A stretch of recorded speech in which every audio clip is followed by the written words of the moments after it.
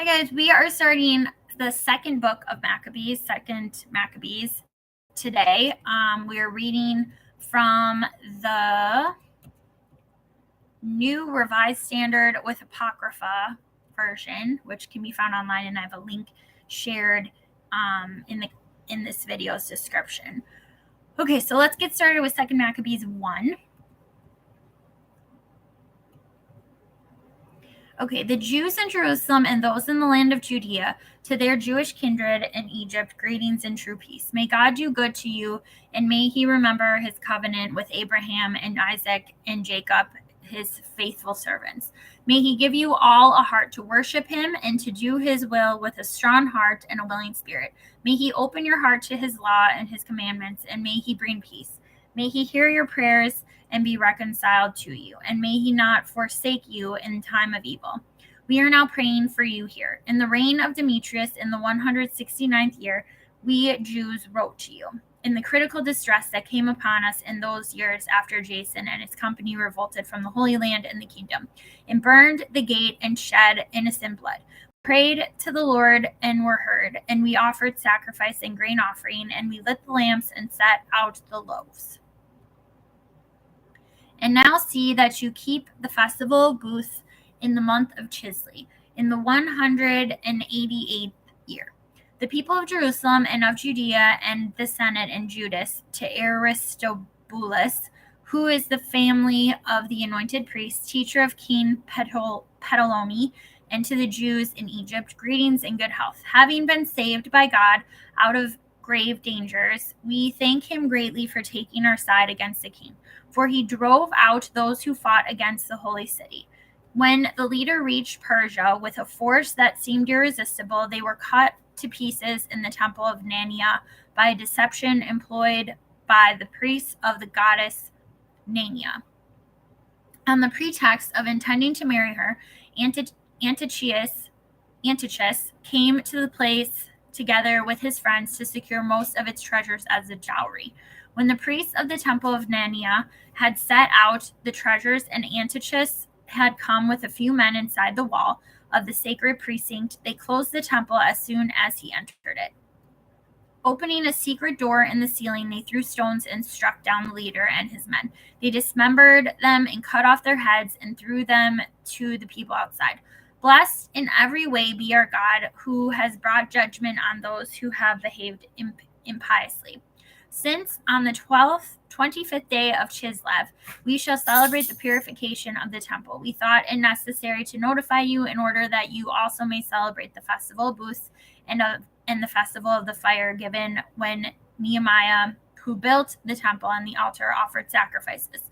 For when our ancestors were being led captive to Persia, the pious priests of that time took some of the fire of the altar and secretly hid it in the hollow of a dry cistern, where they took such precautions that the place was unknown to anyone.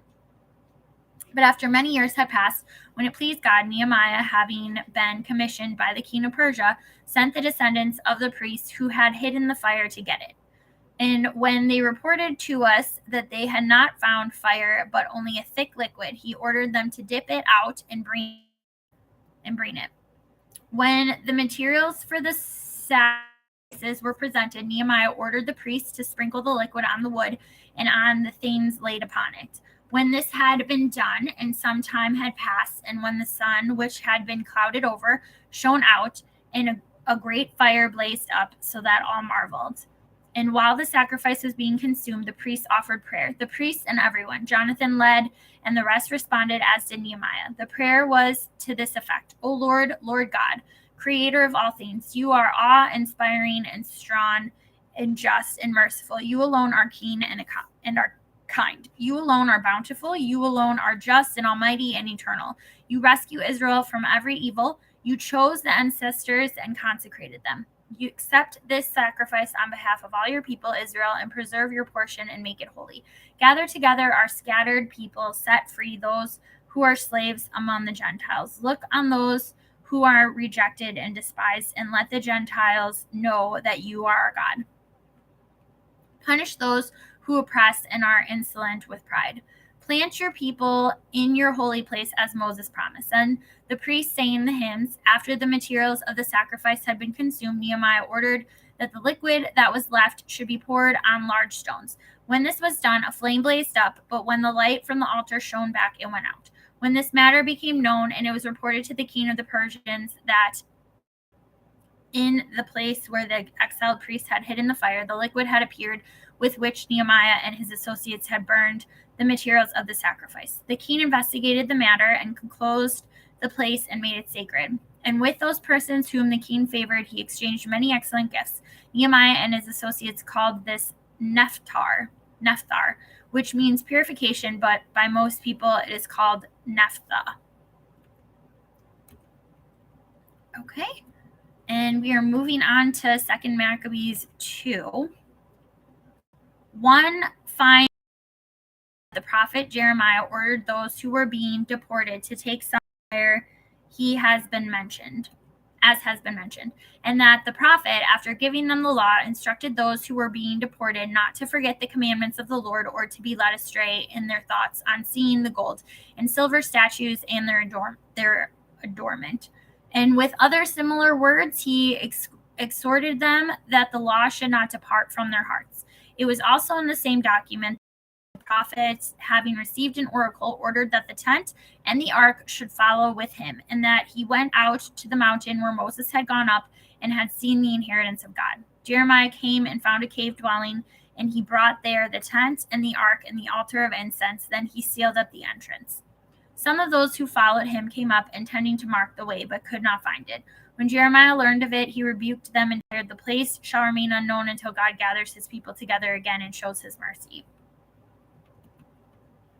Then the Lord will disclose these things, and the glory of the Lord and the cloud will appear, as they were shown in the case of Moses, and as Solomon asked that the place should be specially consecrated.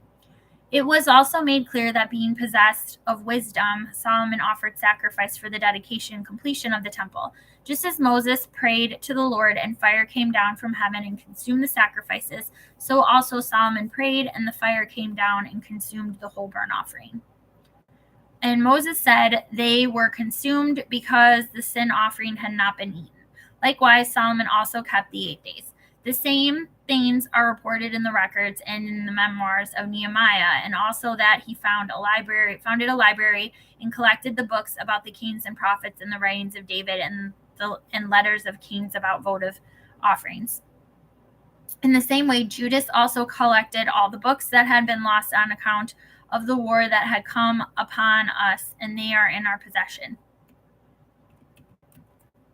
So if you have need of them, send people to get them for you. Since therefore we are about to celebrate the purification, we write to you. Will you therefore please keep the days? It is God who has saved all his people and has returned the inheritance to all, and the kinship and the priesthood and the consecration. As he promised through the law, we have hope in God that he will soon have mercy on us and will gather us from everywhere under heaven into his holy place. For he has rescued us from great evils and has purified the place. The story of Judas Maccabees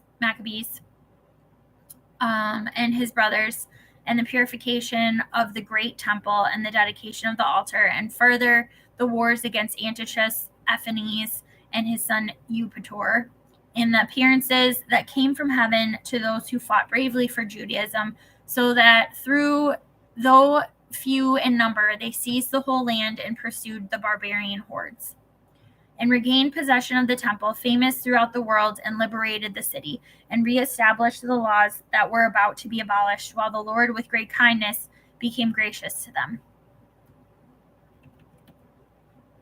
All this, which has been set forth by Jason of Cyrene in 5 volumes, we shall attempt to condense into a single book.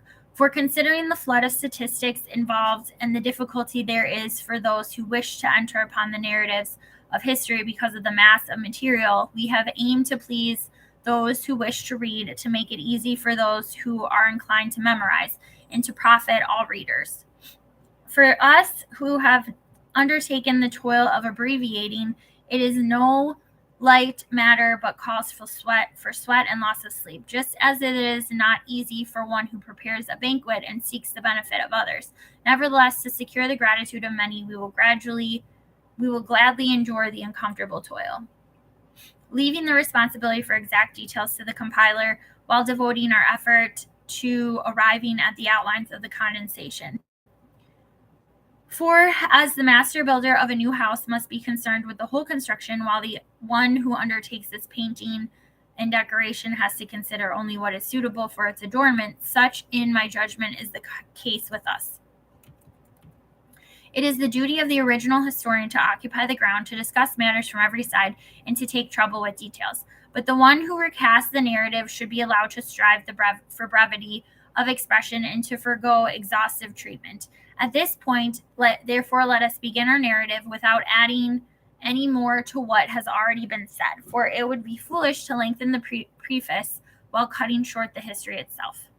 And we are on 2 Maccabees 3 already. These ones are much shorter than the first Maccabees ones.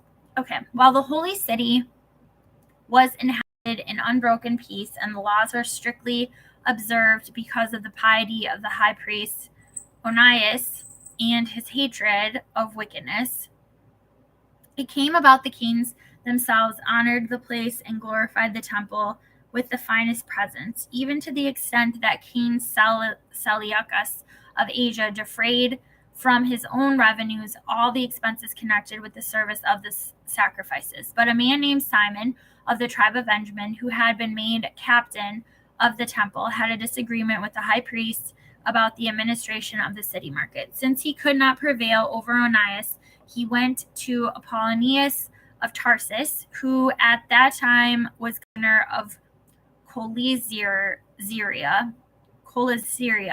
in Phoenicia, and reported to him that the treasury in Jerusalem was full of untold sums, so that the amount of the funds could not be reckoned, and that they did not belong to the account of the sacrifices, but that it was possible for them to fall under the control of the king.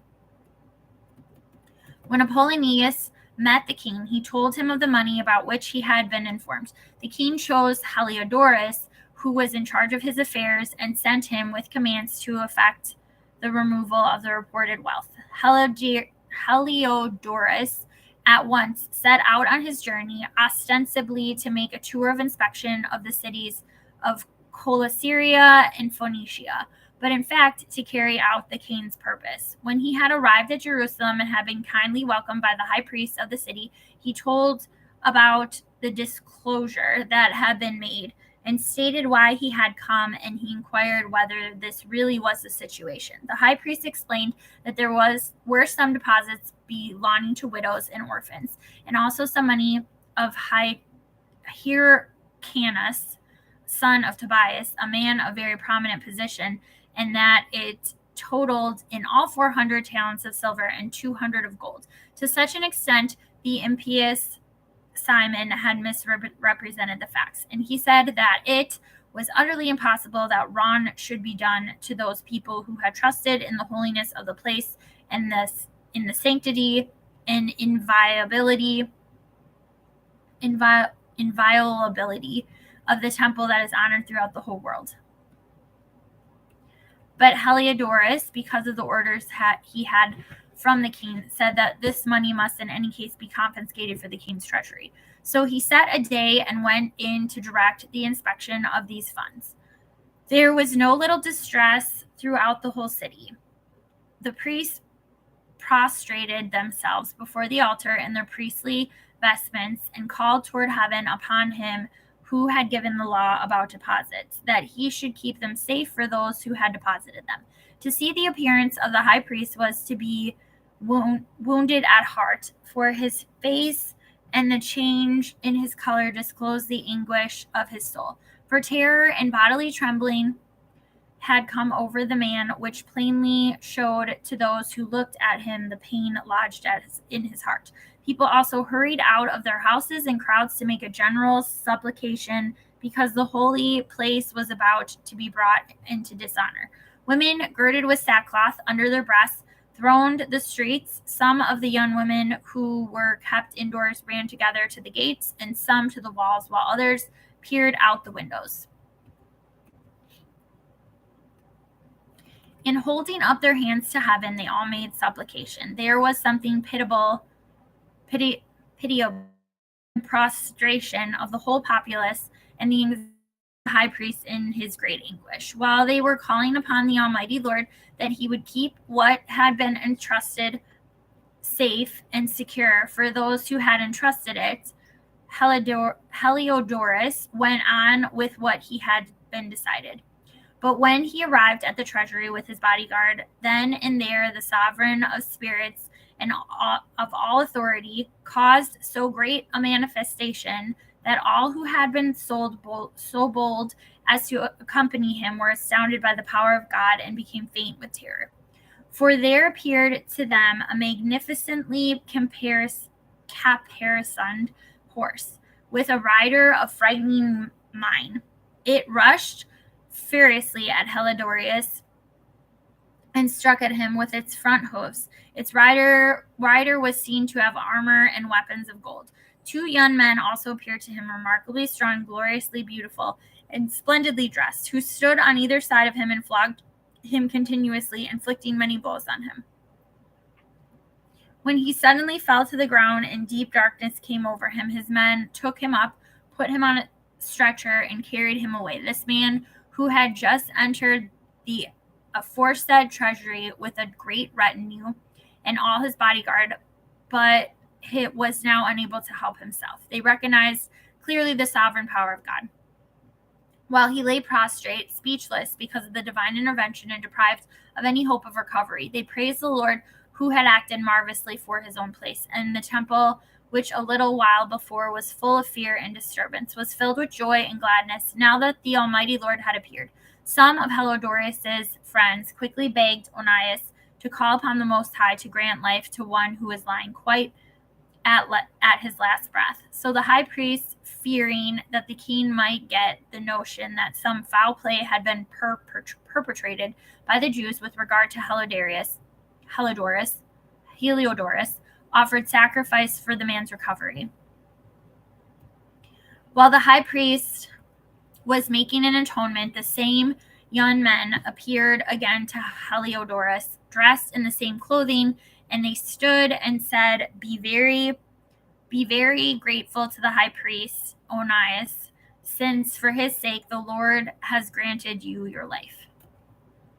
And see that you, who have been flogged by heaven, report to all people the majestic power of God. Having said this, they vanished.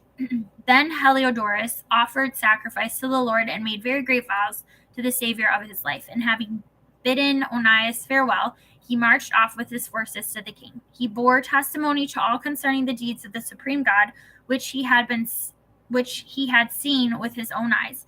When the king asked Heliodorus what sort of person would be suitable to send on another mission to Jerusalem, he replied, If you have any enemy or plotter against your government, send him there, for you will get him back thoroughly flogged, if he survives at all.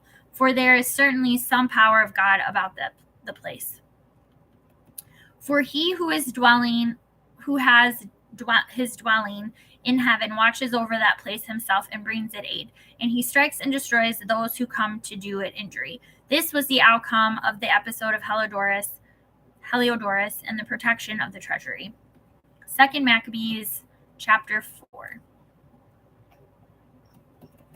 The previously mentioned Simon, who had informed about the money against his own country, slandered Onias, saying that it was he who had incited Heliodorus and had been the real cause of the misfortune. He dared to designate as a plotter against the government the man who was the benefactor of the city, the protector of his compatriots, and a zealot for the laws.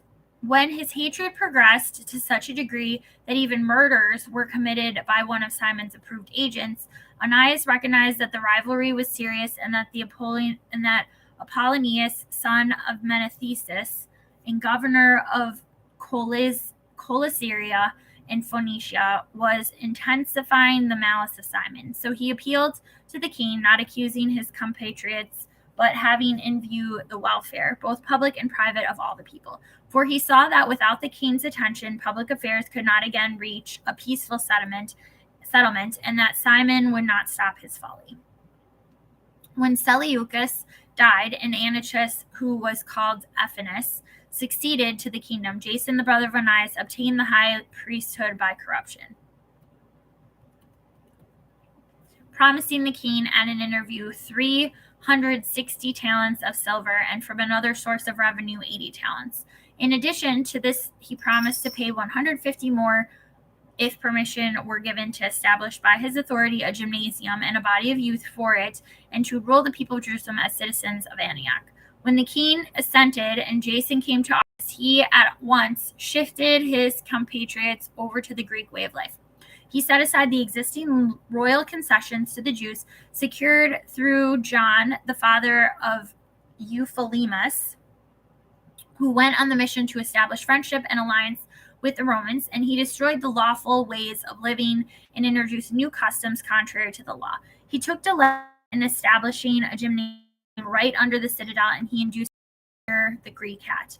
There was such an extreme of Hellenization and increase in the adoption of foreign ways because of the surpassing wickedness of Jason, who was ungodly and no true high priest, that the priests were no longer intent upon their service at the altar. Despising the sanctuary and neglecting the sacrifices, they hurried to take part in the unlawful proceedings in the wrestling arena after the signal for the discus throwing, disdaining the honors prized by their ancestors and putting the highest value upon Greek forms of prestige. For this reason, heavy disaster overtook them, and those whose ways of living they admired and wished to imitate completely became their enemies and punished them. It is no light thing to show irreverence to the divine laws, a fact that later events will make clear. When the quadrennial games were being held at Tyre and the king was present, the vile Jason sent envoys chosen as being Antiochian citizens from Jerusalem to carry 300 silver drachmas for the sacrifice to Hercules. Those who carried the money, however, thought best not to use it for sacrifice because that was inappropriate, but to expend it for another purpose.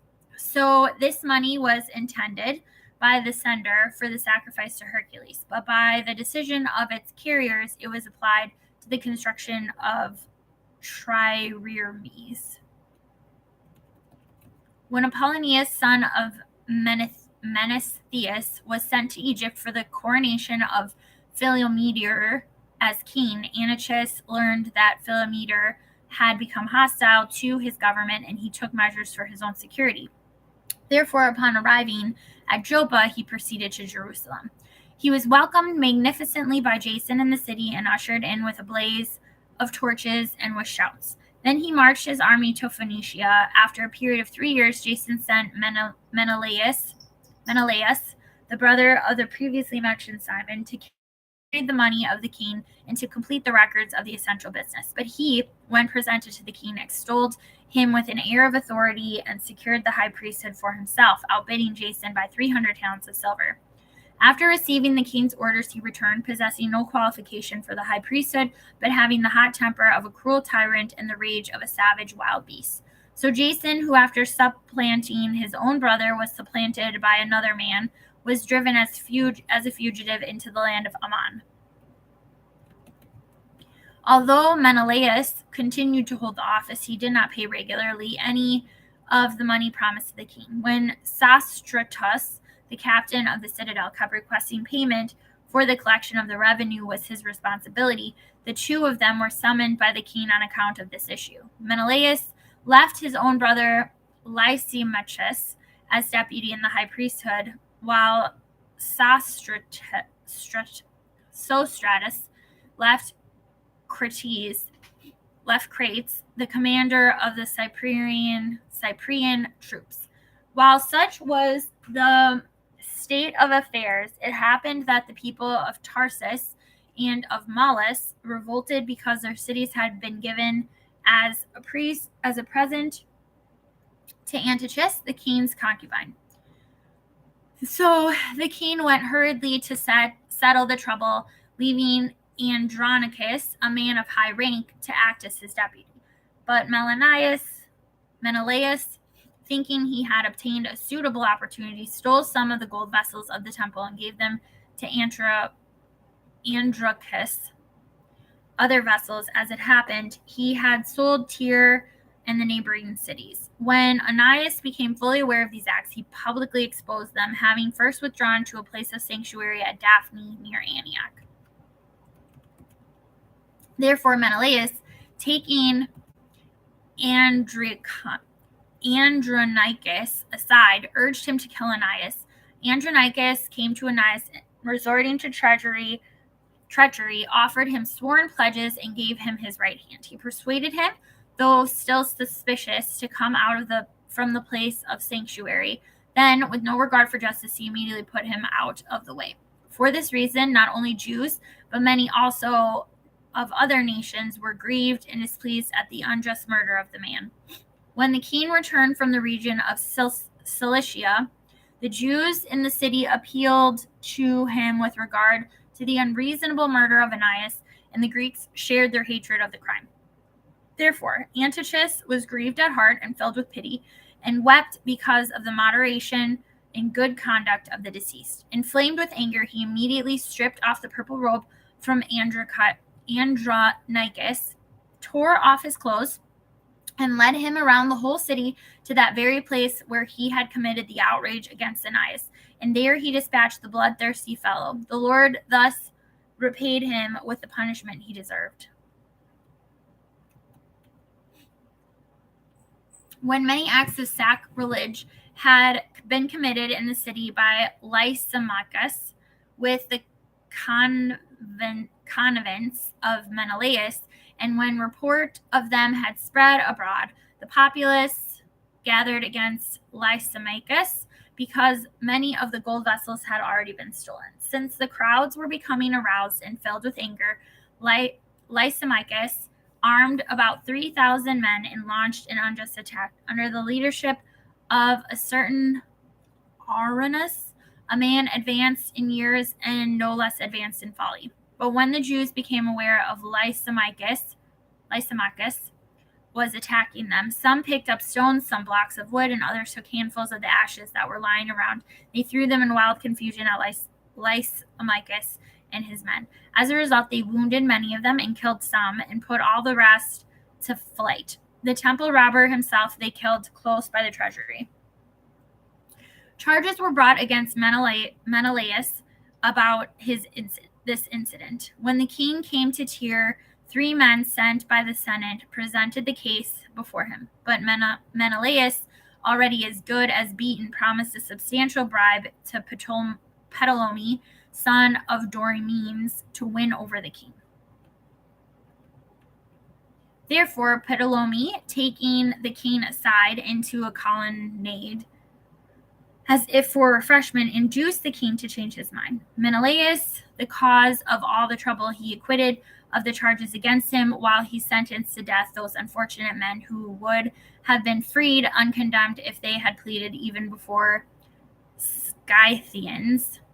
And so those who had spoken for the city and the villages and the holy vessels quickly suffered the unjust penalty. Therefore, even the Tyrians, showing their hatred of the crime, provided magnificently for their funeral. But Menelaus, because of the greed of those in power, remained in office, growing in wickedness, having become the chief plotter against his compatriots. Okay, guys, that was 2 Maccabees 1 through 4. We will do 5 through 8 next. Thanks for watching. Bye.